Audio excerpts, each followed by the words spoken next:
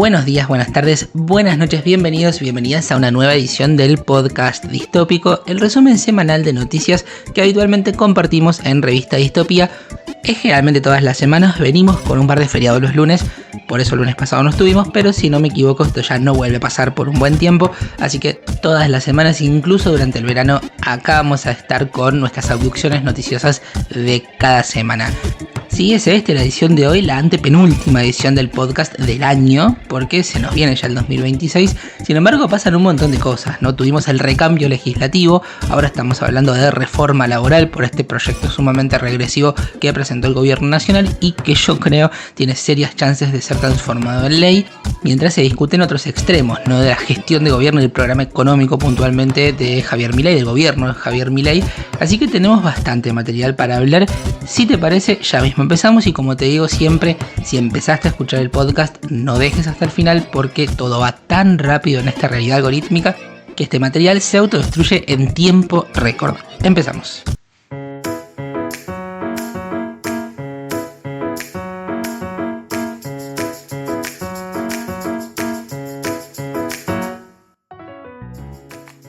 Bien, arrancamos con el asunto reforma laboral y en realidad nos vamos a retrotraer un poquito más en el tiempo porque antes de que se conozca el proyecto que se hizo desear y del cual se filtraron borradores y versiones y dichos y contradichos, bueno, durante todo este tiempo que pasó sí es cierto que se instaló cierto clima, ¿no? Acerca de que íbamos a debatir una reforma laboral.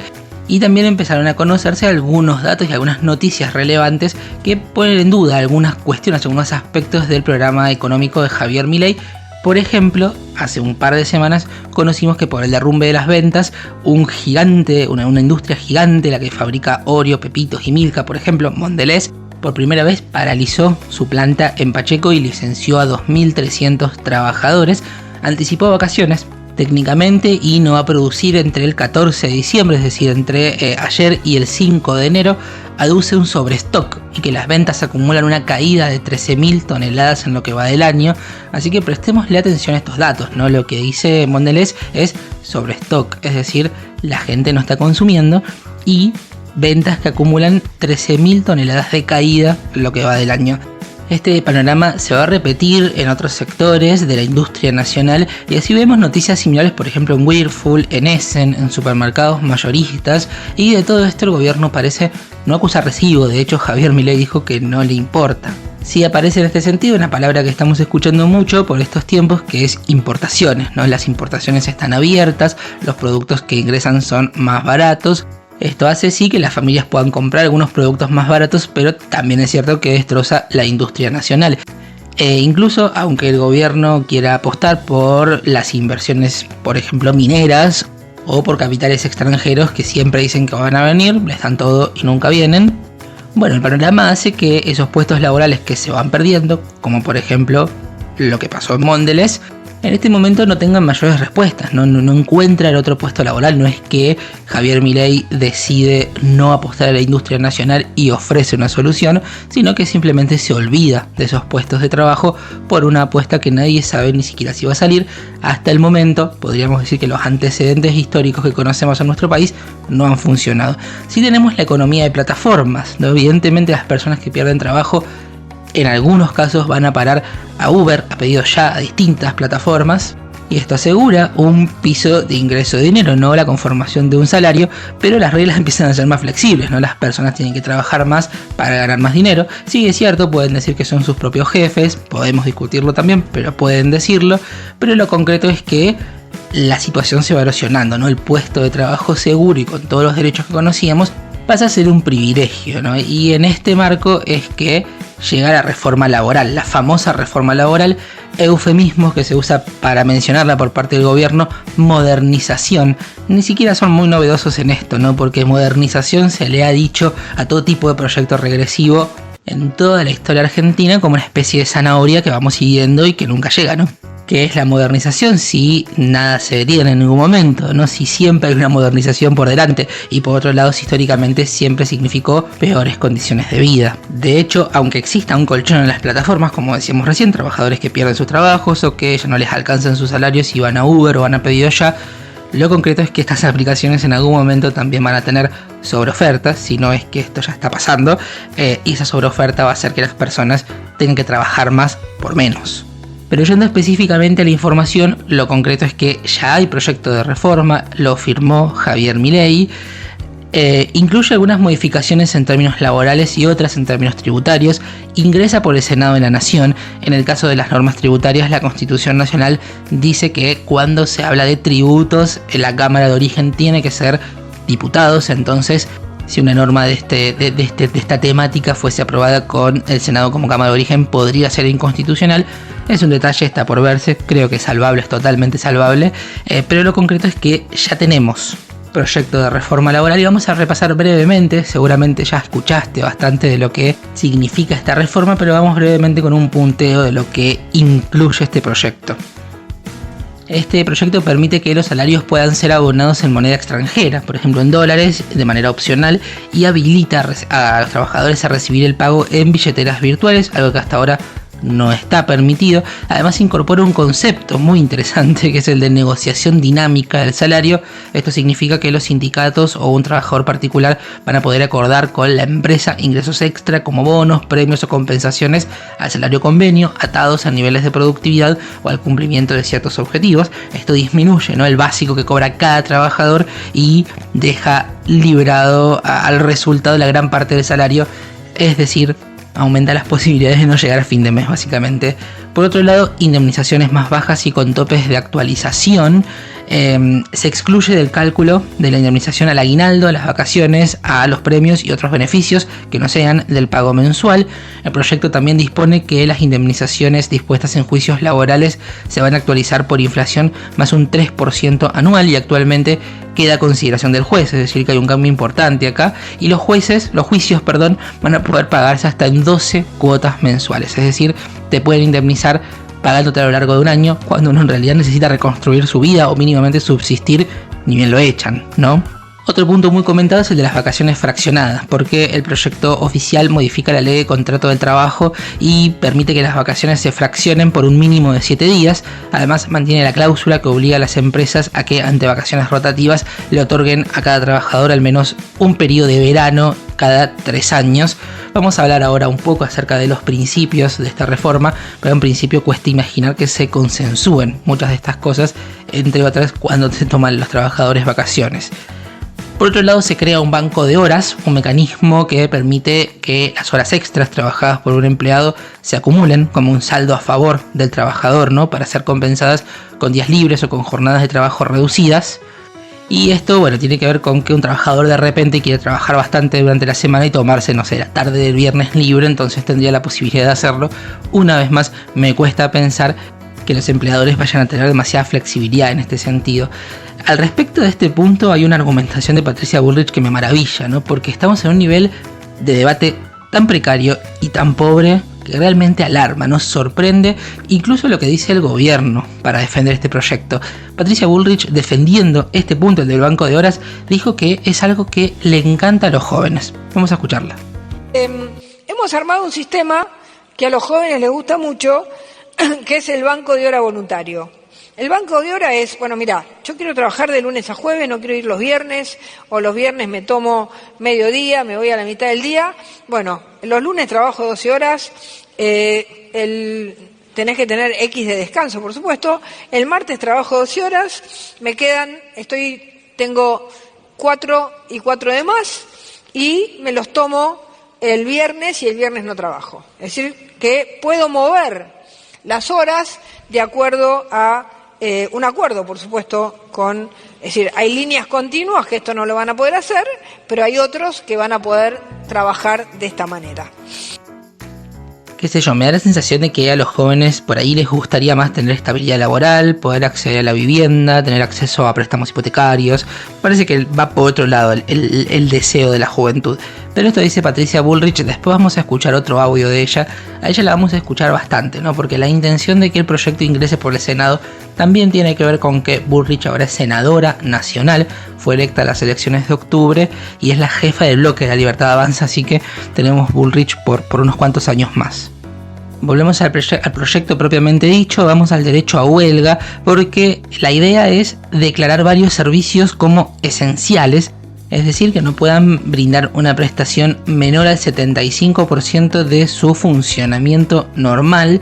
Esto está generalmente pensado para servicios como, no sé, las guardias hospitalarias, que es obvio que tienen que ser esenciales, pero acá se enumeran otros servicios esenciales y hablamos de que, por ejemplo, producción y distribución de energía potable o control del tráfico aéreo, energía y gas, telecomunicaciones, la educación, salvo en el nivel universitario, la educación también serían servicios esenciales. ¿Qué es lo que hace esto? ¿Qué es lo que genera como consecuencia? Bueno, que la huelga, como manera de protestar y que esa protesta sea visible, quede bastante relegada. Me atrevo a decir que es bastante inconstitucional esto, pero está propuesto y yo creo que bastante probablemente esto se vaya a aprobar. También se mete y bastante con el asunto sindicatos este proyecto. De hecho parece ser un proyecto directamente antisindical. El proyecto de hecho plantea modificaciones en la ley de asociaciones sindicales acerca de las asambleas. Por ejemplo, dice que las asambleas de personal y los congresos de delegados no pueden afectar el normal desarrollo de la empresa y tienen que contar con autorización del empleador y que el trabajador no va a cobrar por ese tiempo, y tipifica como infracciones muy graves los bloqueos o las tomas de fábricas y el afectar la libertad de trabajo de quienes no adhieran un paro, y se habilita el otorgamiento de personería gremial o sindical a sindicatos de empresas cuando sus afiliados superen por al menos 6 meses a los del sindicato preexistentes. Es decir, se busca atomizar la actividad sindical, ¿no? Si el objetivo era que muchas empresas se encuentran nucleadas con un sindicato y que ese sindicato pueda, aunque sea en parte, emular la posición de poder que tiene el empleador. En este caso dicen, bueno, una empresa puede tener su propio sindicato interno solamente de la empresa y no más, y esto obviamente genera como consecuencia una atomización y un menor poder de esta figura que son los sindicatos y que han sido muy importantes por lo menos en el siglo XX y gran parte del siglo XXI. También se plantea el final de la ultraactividad, es decir, el principio por el cual un convenio colectivo de trabajo continúa vigente incluso después de su fecha de vencimiento hasta que se negocie uno nuevo. Si se aprueba el proyecto, una vez vencidos los convenios van a perder vigencia a excepción de las normas referidas a las condiciones de trabajo. Actualmente siempre prevalece el convenio colectivo sobre los inferiores, es decir, el que se acuerda en la empresa particular, salvo que sean más favorables para el trabajador, y la propuesta oficial dispone que esto sea al revés. Por supuesto, hay un capítulo vinculado con promoción del trabajo formal y blanqueo, alerta de racismo laboral, blanqueo laboral, y esto, por supuesto, son reglas de perdón para quienes mantuvieron en la informalidad a sus trabajadores, que básicamente no van a tener consecuencias. En síntesis y a grandes rasgos, este es el proyecto, ¿no? Estos son los temas que vamos a estar discutiendo. Yo creo que hay gran posibilidad de que esto sea aprobado, ¿no? Me da la sensación de que estamos en un momento bastante parecido al origen del gobierno de Javier Milei, cuando mandó la ley bases y contó con toda la predisposición del amplio arco opositor para aprobar, salvo honrosas excepciones, todo lo que quiso, y gran parte de todo eso lo que nos trajo hasta acá. Y en este caso para mí puede pasar algo parecido. Vemos un proyecto que en principio es anti-organización colectiva. Esto nos sorprende, ¿no? El neoliberalismo es así, y este momento de neoliberalismo acelerado y totalmente hardcore amerita un proyecto de este tipo. No hay nada moderno en esa modernización, es todo bastante viejo, bastante antiguo y bastante pro patrón, ¿no? La figura del patrón a mí se me presenta bastante claramente cuando hablo de la reforma laboral. Por otro lado, también vemos la farsa de la libertad, ¿no? La libertad es una farsa tal y como la plantea el gobierno de Javier Milei, y la verdad es que las posiciones entre el trabajador y el empleador son asimétricas, no tiene claramente más poder el empleador. Esto ni siquiera habría que explicarlo, ¿no? Pero te puede dejar sin trabajo. El trabajo es tu medio de vida, por lo tanto vos no comés si no cobras el salario, y el empleador puede reemplazarte, ¿no? Entonces, a partir de ahí, que puedan negociar, qué sé yo, las vacaciones, las horas, los salarios y demás, me parece una farsa. Esto es un principio de la legislación laboral y acá se ve bastante interrumpido este asunto. Quedan temas importantes afuera, ¿no? El teletrabajo, por ejemplo, la ley del 2020, que no era ni perfecta ni se cumplía demasiado, pero existía por lo menos, queda afuera. Y si vamos a hablar de este siglo y de una supuesta modernización, bueno, que el empleador te dé la computadora con la que vas a trabajar, me parece que es algo bastante básico y ya no va a estar establecido por ley. Tampoco se mete con las licencias parentales, ¿no? En este tiempo donde el feminismo ha impulsado debates muy importantes al respecto. La licencia por paternidad son 2 días, si no me equivoco, y esto no se modifica. No se reglamentan las jornadas híbridas. Bueno, todo lo que es traer la legislación laboral a las condiciones de vida y a los avances tecnológicos de este siglo en favor de los trabajadores no aparece en esta ley, que por el contrario retrocede bastante, ¿no? En lo que prerrogativas laborales refiere, y además vemos que es un proyecto de una enorme transferencia de recursos del sector trabajador, que pierde derechos y pierde prestaciones, al sector empleador, que ahora tiene menos, como dicen quienes defienden el trabajo, tiene menos costo laboral, ven al trabajador como un costo, como un gasto, y ahora se reduce, es decir, van a tener mayores ganancias a costa de quitarle ese dinero a las condiciones de vida de quienes solamente tienen su fuerza de trabajo. Vamos a escuchar 2 audios vinculados con este asunto. Primero, uno de Patricia Bullrich, donde ella dice que los trabajadores quieren tener menos derechos, básicamente, que ellos no quieren ser empleados en relación de dependencia, sino que quieren ser monotributistas. Según ella, hay una decisión de los trabajadores. Vamos a escucharla. Un marco claro para las plataformas y los Uber o cualquiera de las empresas. Esto es importante porque en la Argentina hoy hay 500.000 personas trabajando en Uber y hay 500.000 personas trabajando en plataforma. Ahora, ¿qué quieren? No quieren ser empleados dependientes de nadie. Quieren ser monotributistas. Eso es lo que quieren. Y bueno, así se ha hecho el sistema, con algunas cosas que son importantes. Seguro de riesgo de trabajo, porque te cae de la moto, te chocas y demás. Un seguro de riesgo de trabajo, eso sí, lo estamos planteando para que realmente puedan tener la seguridad que quieren tener. Después no quieren tener más nada. Bueno, así está el sistema. Qué sé yo, habría que preguntar a los monotributistas, ¿no? Si preferimos o nos tocó este régimen laboral. Así que no sé hasta qué punto Patricia Bullrich es una interlocutora válida para representar a trabajadores y trabajadoras en este tiempo de erosión de derechos. Siguiente audio, y este es espectacular. Uno de los abogados que formó parte de la redacción del anteproyecto o de las discusiones para llegar al proyecto de reforma laboral del gobierno, Julián de Diego, fue entrevistado en Radio Con Voz y ahí tuvo un intercambio muy interesante con la periodista Noelia Barral y Grijera. Le preguntaron si él pensaba que el proyecto iba a generar puestos laborales y dijo que no. Él, una de las personas que escribió el proyecto. Lo escuchamos. Una pregunta sobre esto, si me permite, Diego, porque el último periodo que tenemos, recuerdo, en la Argentina, de creación masiva de puestos de trabajo registrados durante la presidencia de Néstor Kirchner, la primera presidencia de Cristina Fernández de Kirchner, estaba vigente esta misma legislación laboral con un agravante que era la doble indemnización. ¿Por qué ustedes creen que modificando la legislación laboral va a haber creación de puestos de trabajo registrados? No, yo no lo creo. ¿Y entonces? Le acabo de decir que yo creo que el esqueleto hay que cambiarlo, y le explico por qué. Porque nosotros tenemos una ley de contrato de trabajo de 1975, que la máquina más importante que teníamos era la máquina de escribir mecánica. Y hoy lo que necesita nuestra legislación es una bocanada de aire puro, de aire fresco, que tenga que ver con las nuevas tecnologías. Pero entonces, las nuevas tecnologías que tienen que ver con cambiar el cálculo de la indemnización o que la indemnización... ¿Cómo? Las nuevas tecnologías, ¿qué tienen que ver con que la indemnización pase a subsidiarla el Estado? Bien, a confesión de parte de relevo de pruebas, se dice generalmente en derecho. Y por otro lado, interesante el dato que aporta Noelia Barral Grijera acerca de cuándo fue o a través de qué dispositivos legales se llegó al pleno empleo en Argentina en algún momento, ¿no? Bien, vamos a la resistencia a este proyecto, tímida realmente. Sabemos que el peronismo va a presentar un proyecto de reforma laboral supuestamente progresista, ¿no? Con avance a la construcción de derechos. Sabemos también que su posición en el debate no es punzante en este momento y que tiene bastantes asuntos internos para resolver el peronismo, incluso acerca de la credibilidad del electorado o del pueblo en su propuesta.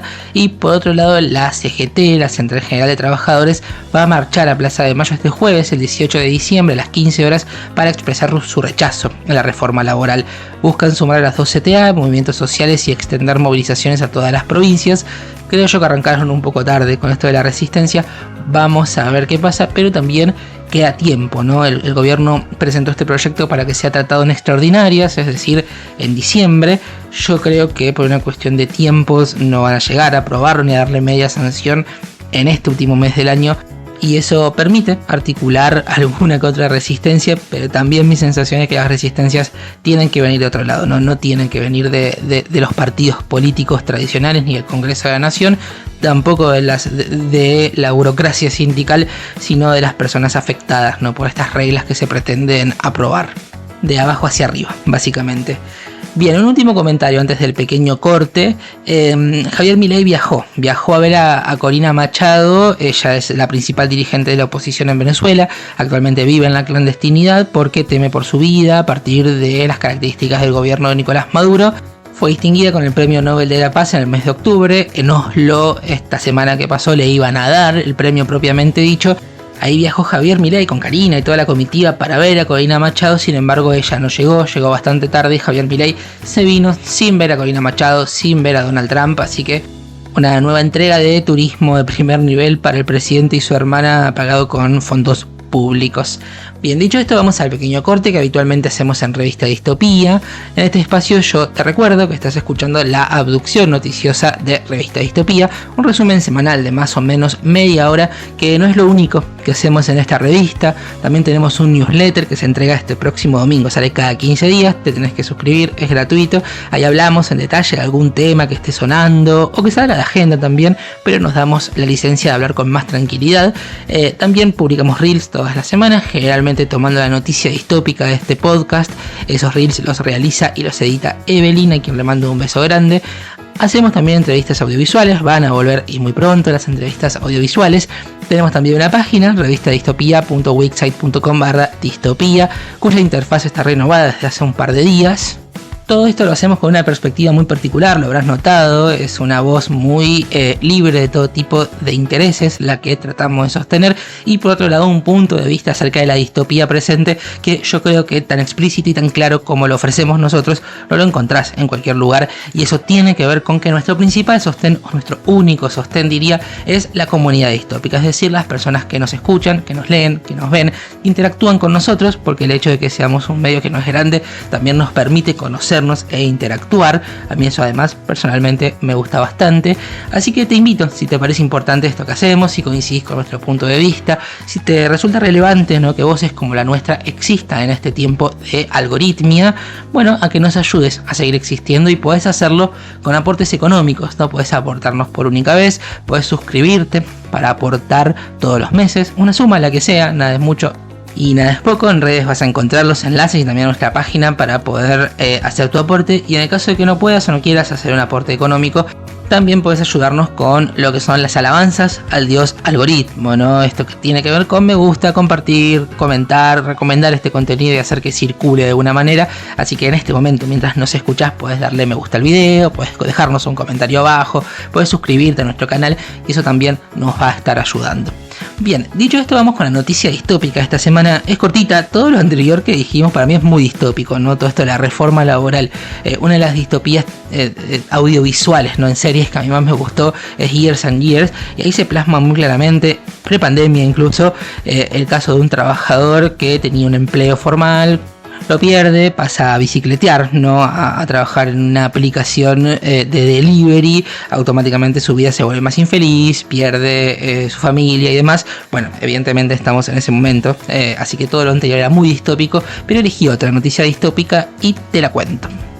Todos los años la revista Time, la revista estadounidense Time, nombra una persona del año, por nombrar algunos ejemplos. Por ejemplo, en el 2017, por ejemplo, fue el movimiento Me Too en Estados Unidos, ¿no?, este movimiento feminista para visibilizar que los casos de violencia de género, de acosos sexuales, de abusos y demás ocurrían bastante más de lo pensado. Entonces, con el acompañamiento de las otras personas que también denunciaron, se fue generando este movimiento que decía yo también. Evidentemente era algo bastante más normal de lo que se visibilizaba. Esto en el 2017. En el 2019, por ejemplo, fue Greta Thunberg la persona del año. En el 2020, Joe Biden y Kamala Harris. En el 2021, Elon Musk. En 2022, Zelensky.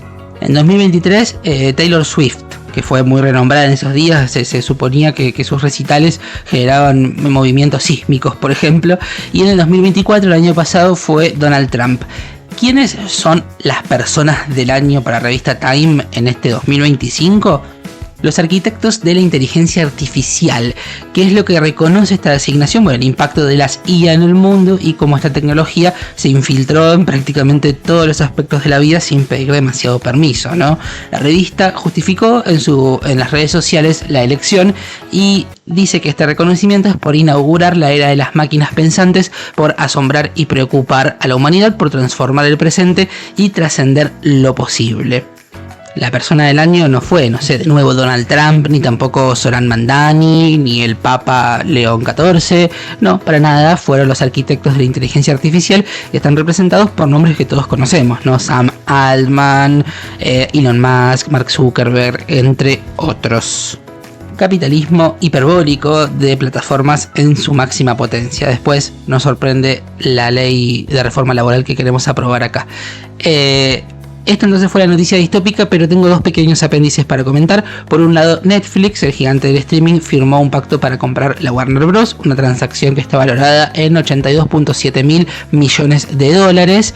Netflix es realmente un gigante, se espera la confirmación del acuerdo por parte de la autoridad regulatoria en Estados Unidos. Esto obviamente va a alterar el panorama del entretenimiento a nivel mundial y creo que Trump estuvo diciendo que le parece un dato a observar, ¿no? Impactante esta compra, así que vamos a ver, ya veo que se viene la ley de medios de Estados Unidos. Por otro lado, una noticia de Australia, el segundo apéndice, porque en Australia se implementó un límite de edad de 16 años para el uso de redes sociales y hay multas de hasta 50 millones de dólares australianos, son más o menos 33 millones de dólares estadounidenses, para las plataformas que no eliminen cuentas de menores.